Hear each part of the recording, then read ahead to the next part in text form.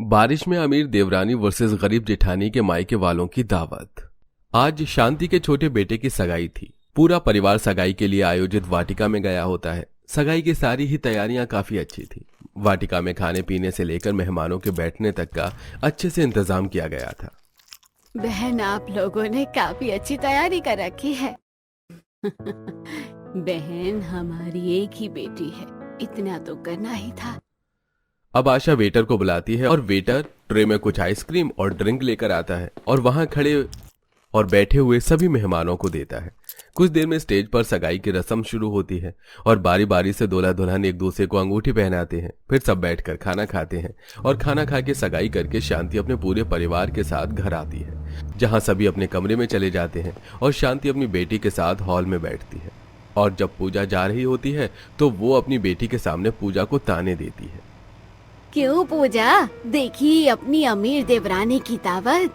सोच, सगाई में इतनी बड़ी दावत की है तो शादी में क्या होगा।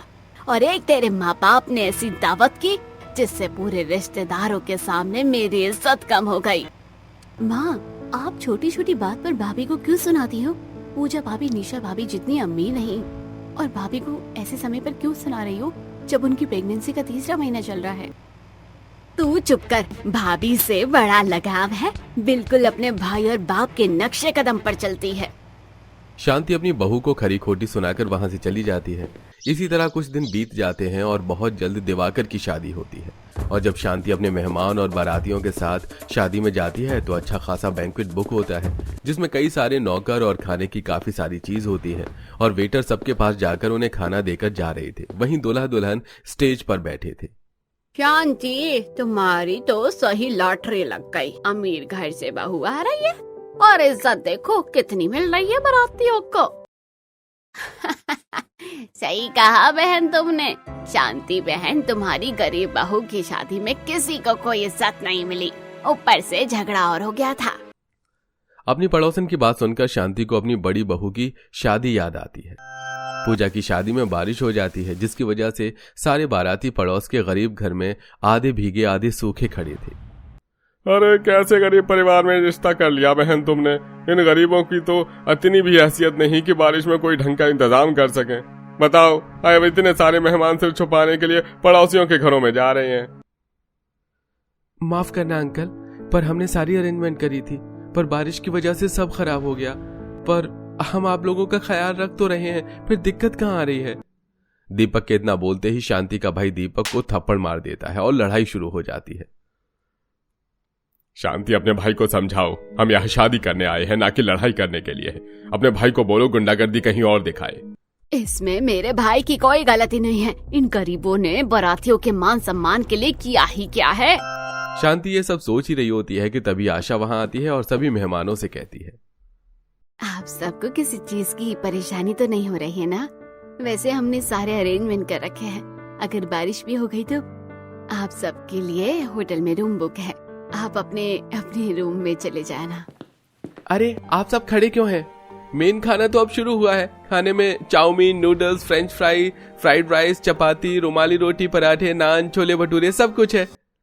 आशा की बात सुन शांति फ्लैशबैक से बाहर आती है और तभी वहां शांति का भाई आता है। कुछ देर में दिवाकर और निशा की शादी होती है और दीपक निशा की मांग में सिंदूर लगाता है, फिर मंगलसूत्र पहनाता है और फेरे लेकर उसे वचन देकर शादी पूरी करता है। अब निशा शादी करके अपने ससुराल आती है, जहां शांति अपनी बहू का गृह प्रवेश करवाती है। वो पूजा की आरती उतारती है और पूजा कलश गिराकर अंदर आती है और सब सोफे पर बैठते हैं। पूजा बहू, तुम तो गर्भवती हो, पर फिर भी तुम्हें अपनी देवरानी का ख्याल रखना है। कल मेरी बहू की पहली रसोई है, तो उसके साथ रहना ताकि तुम्हारी अमीर देवरानी को पहली रसोई करने में दिक्कत ना हो। जी माँ जी, मैं अपनी देवरानी का पूरा ख्याल रखूंगी। शांति अपने पति और बेटों के सामने पूजा से बहुत प्यार से बात करती है। फिर सब सोने जाते हैं, लेकिन अब अगली सुबह निशा लेट उठती है, जिस वजह से उसकी पहली रसोई में भी उसे लेट हो जाता है और वो रसोई में आती है। आज मेरी छोटी बहू की पहली रसोई है, बेचारी थक गई थी इसलिए सुबह जल्दी नहीं उठ पाई। अब तुझे ही सब काम करना है। निशा बहू, तुम बस हलवा बना देना। ठीक है माँ जी, मैं सब कर दूंगी। निशा, तुम हलवा बनाने के लिए तैयार हो जाओ, वैसे भी मैंने सारी तैयारी कर रखी है। छोटी बहू, थोड़ा संभाल कर करना। अपनी पहली रसोई, तुम्हारी जेठानी गरीब घर से है, मुझे नहीं लगता कि वो चाहे कि तुम्हारी पहली रसोई अच्छी हो। माँ जी आप फिक्र मत कीजिए, मैं अपनी गरीब जेठानी को कोई चालाकी नहीं करने दूंगी। कुछ ही देर में पूजा सारा खाना बनाती है और निशा सूजी में पानी भर देती है। ये तुमने क्या किया निशा? हलवा ऐसे नहीं बनता। हटो मैं बना देती हूँ हलवा। ठीक है बना लो, पर मेरा हलवा खराब मत करना, समझी? मैं जानती हूँ कि तुम मुझसे कितना जल्दी हो। बताया है माँ जी ने मुझे कैसे आपकी शादी में उन्होंने बारातियों का मान सम्मान नहीं किया और माँ जी की इंसल्ट हो गई थी।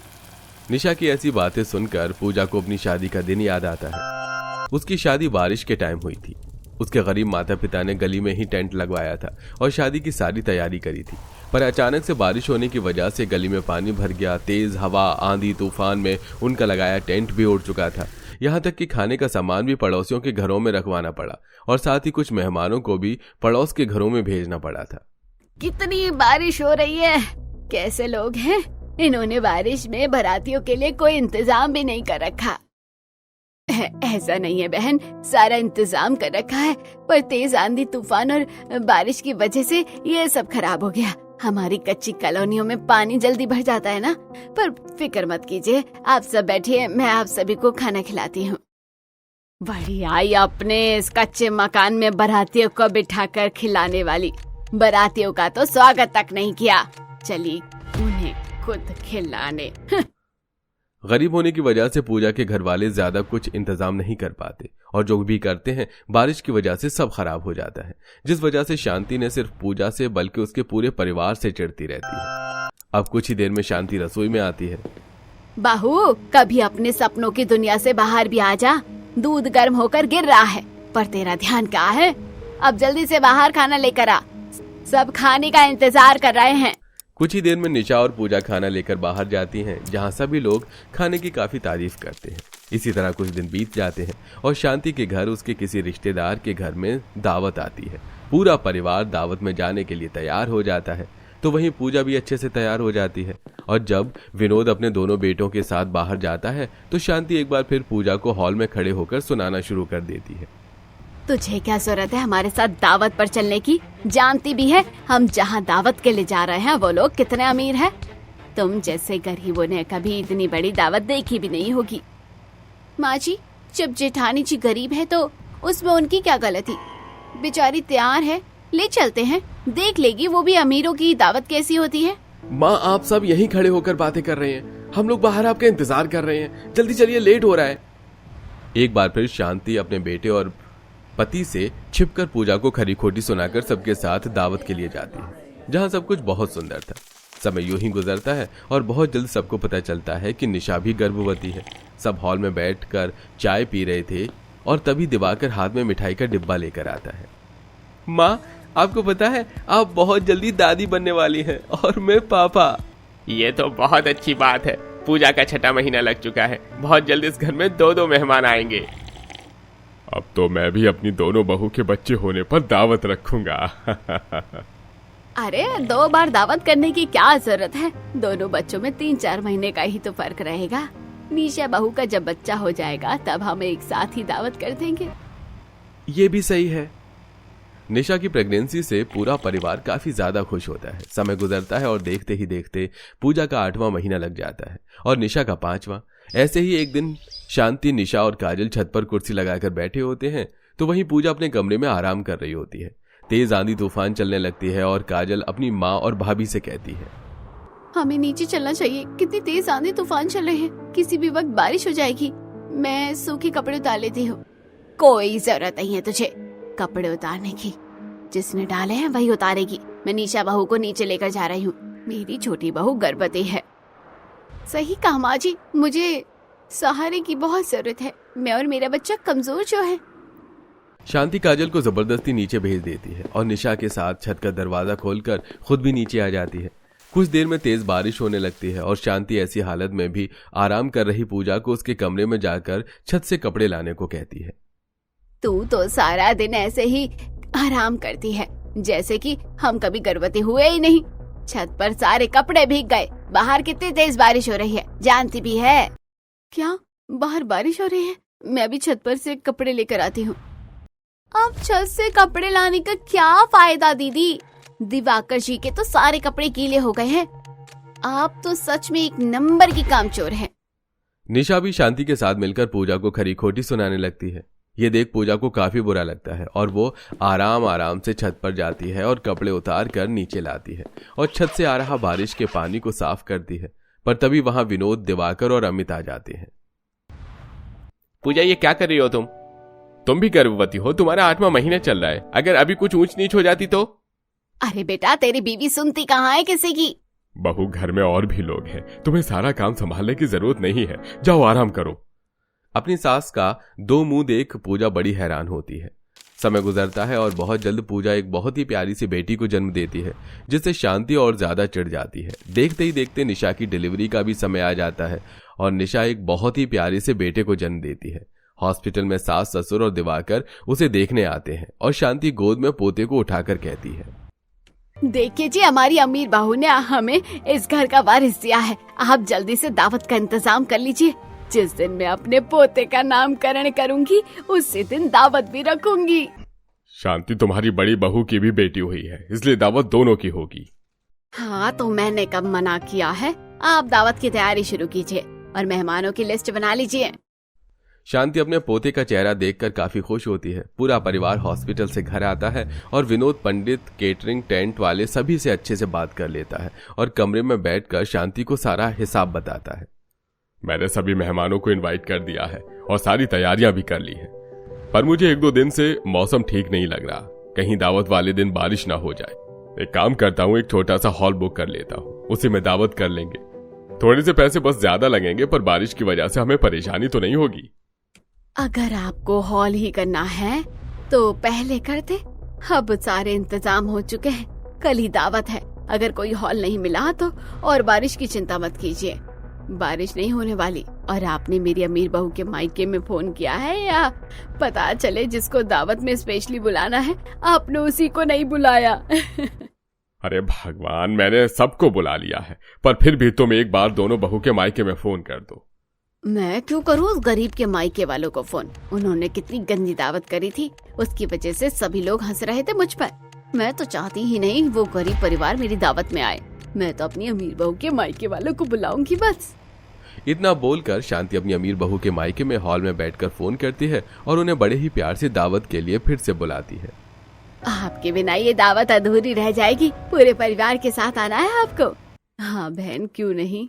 अरे अब पूजा बहू के भी मायके फोन कर लो, मैं बाहर जा रहा हूँ सामान लेने। ये तो मेरे पीछे ही पड़ जाते हैं। काजल बेटा, जरा अपनी बड़ी भाभी के मायके वालों को मैसेज डाल देना कल की दावत का। आना है तो आए, ना आना हो तो ना आए, मेरी बला से। इतना बोलकर शांति अपने कमरे में चली जाती है और काजल पूजा के मायके वाले को इनवाइट करती है। पर यह सब देख पूजा को काफी बुरा लगता है। अगले दिन सुबह होते ही तेज बारिश होने लगती है, जिससे घर के बाहर छाते में खड़ा पूरा परिवार परेशान हो जाता है। माँ, तुम किसी की नहीं सुनती हो। अब देखो, 2 पैसे बचाने के चक्कर में कर दिया ना दावत का सत्यानाश। देखो बाहर कितनी तेज बारिश हो रही है, पूरा टेंट गीला हो गया है।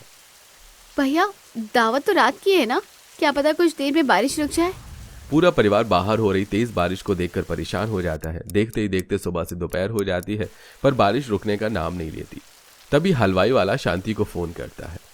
अरे बहन, बहुत तेज बारिश हो रही है और तुमने बारिश का कोई इंतजाम नहीं किया। अरे तुम्हारे घर आकर कहाँ खाना बनाऊंगा मैं? तुम कोई दूसरा हलवाई भाई देख लो। वैसे भी शाम को मुझे किसी और के दावत के लिए खाना बनाने जाना है। अरे भैया, 50 मेहमानों को खाना मैं अकेली कैसे बनाऊंगी? मेरे घर में थोड़ी सी जगह है, आप उसमें बना देना। शांति बोलती रहती है, पर हलवाई वाला फोन रख देता है, जिससे शांति काफी ज्यादा परेशान हो जाती है और अपनी सास को परेशान देख पूजा अपनी सास से कहती है, माँ जी, मेरी बेटी 3 महीने की हो गई है, मैं कर लूंगी सब। हम अभी से ही खाना बनाने की तैयारी कर देते हैं। माँ, ये अच्छा प्लान है। आप और काजल भाभी के साथ मिलकर खाना संभाल लो, मैं, पापा, भैया बाकी के काम संभाल लेंगे। मैंने टेंट वाले से कुछ कुर्सी और टेबल मंगवाए थे, मैं और भैया ये सोफा हटा देते हैं और यहीं पर कुर्सी टेबल लगा देते हैं। ठीक है, आप तीनों को जो करना है वो करो। खाने का इंतजाम हम घर की औरतें देख लेंगे। मैं इस गरीब की तो बिल्कुल मदद नहीं लेने वाली हूँ। मैं खुद सब संभालूंगी, वरना मेरी मेहनत पर इसकी तारीफ हो जाएगी। शांति पूजा से इतनी नफरत करती थी कि वो उसकी कोई मदद नहीं लेती और काजल के साथ रसोई में खड़ी होकर सब्जी काटना शुरू कर देती है।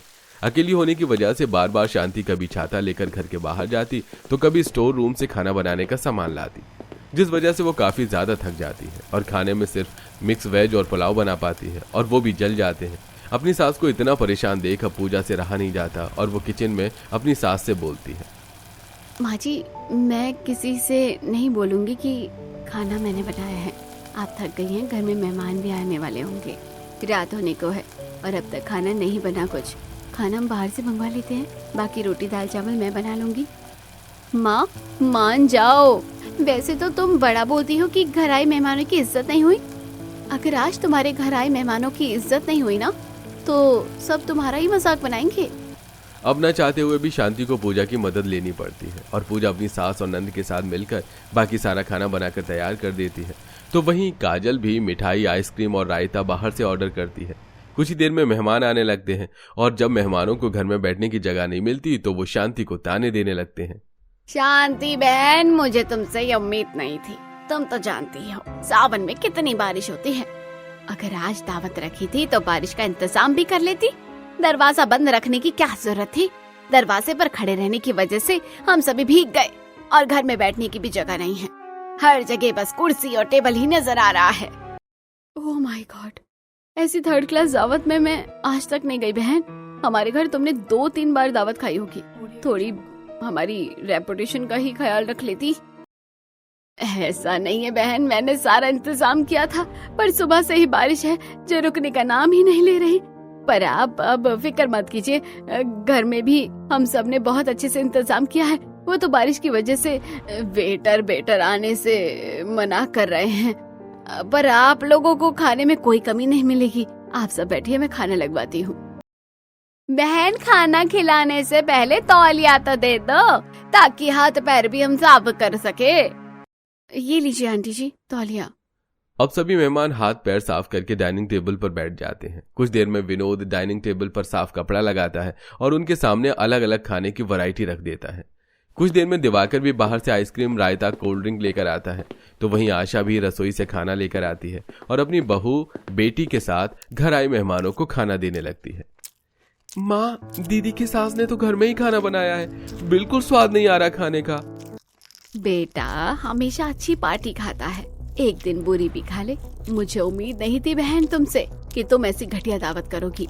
अगर दावत करने की औकात नहीं थी तो हमें बुला देती। मैं अपने बेटी के बच्चे की दावत अपने ही घर में कर लेती। माँ जी, अब खड़ी खड़ी देख क्या रही हैं? देखिए मेरी भाभी का प्लेट खाली है। वैसे भी आपने सिर्फ पूरी, पुलाव, पराठे, दाल, पनीर ही रखा है। जो बनाया है वही दे दीजिए। शांति बहन, घर में काफी सारे मेहमान हैं, आप थक गई होगी और खाना भी इतना भी बुरा नहीं बना। मैं आपकी मदद करवा देती हूँ। हम तो घर के लोग हैं, बाद में भी खा लेंगे। कोई बात नहीं निशा बेटी, मैं तुम्हारे परिवार वालों को खाना देती हूँ। और सुमन बहू, तू क्या बैठी है? रसोई में जाकर काजल की मदद करवा दे। इस तरह पूजा की माँ शांति के साथ घर आए मेहमानों को खाना परोसने में उसकी मदद करवाती है। तो वहीं रसोई में जाकर सुमन काफी सारे बर्तन धोती है। अच्छा हुआ भाभी जो आप रसोई में आ गई मेरी मदद के लिए। देखिए ना रसोई कितनी गंदी हो गई है, कितना खाना भी गिर गया है।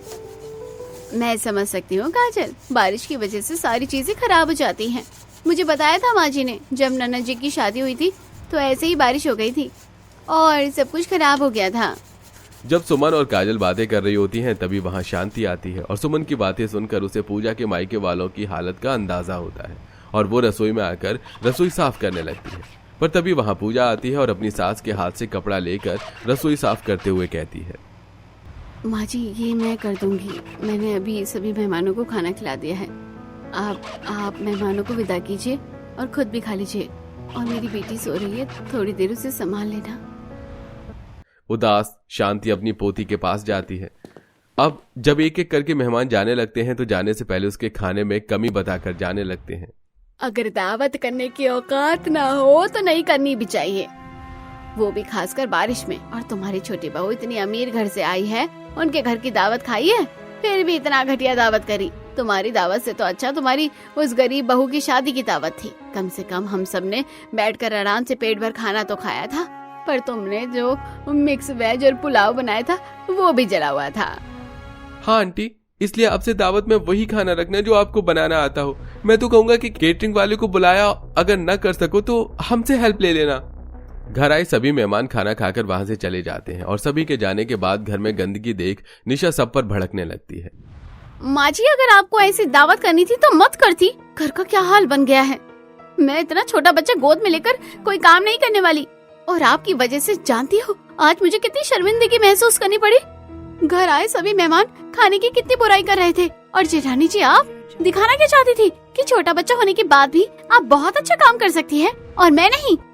बस बहुत हो गया।